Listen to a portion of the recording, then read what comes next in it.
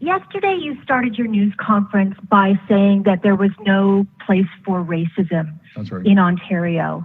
I tweeted it out, and instantly my feed lit up with people pointing out that your government cut anti-racism funding and has also been very slow to respond for calls to collect race-based data on communities that are impacted by COVID-19. Many people, not all, don't feel that you have done enough to address the racism issue in this province and the disparities amongst groups and how they are hit harder than others. Yeah. Well, let's talk about the funding.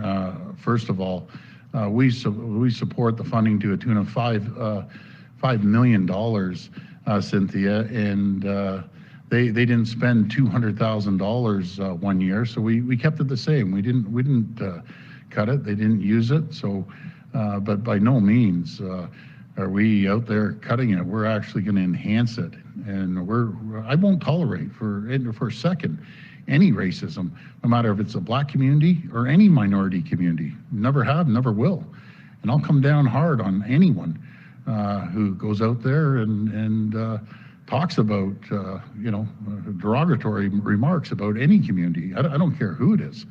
I'll come down like a ton of bricks on them, because we have the most multicultural province jurisdiction anywhere probably in North America, but I won't tolerate it whatsoever, not for a second.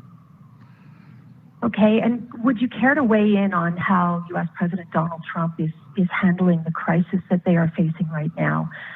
Prime Minister Justin Trudeau was asked, and there was a very long pause. Is this something that no Canadian politician wants to be honest about? Well, it's not honest. I'm honest. I don't have time. I'm being 100% honest. I don't have time to watch the news. I just don't. I'm on the phone till 11, 12 o'clock at night, going 100 miles an hour, and I'm worried about Ontario. That's what I'm concerned about. They have their issues. There's no doubt they have their issues in the U.S. and they have to fix their issues. But it's like night and day compared to Canada and the U.S. I'm proud to be Canadian. I'm proud to be the Premier of Ontario. And I know Canadians just won't tolerate it. And I won't tolerate it, and I'm sure every leader in this province won't tolerate it. So again, good luck to them, and hopefully they can straighten out their problems. And thank God that we're different than the United States.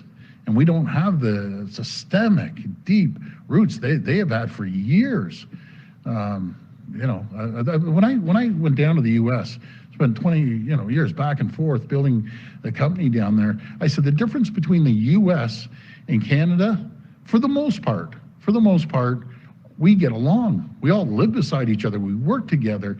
We share communities. We go shopping. And so, believe me, it's night and day on when it comes to Canada and the U.S.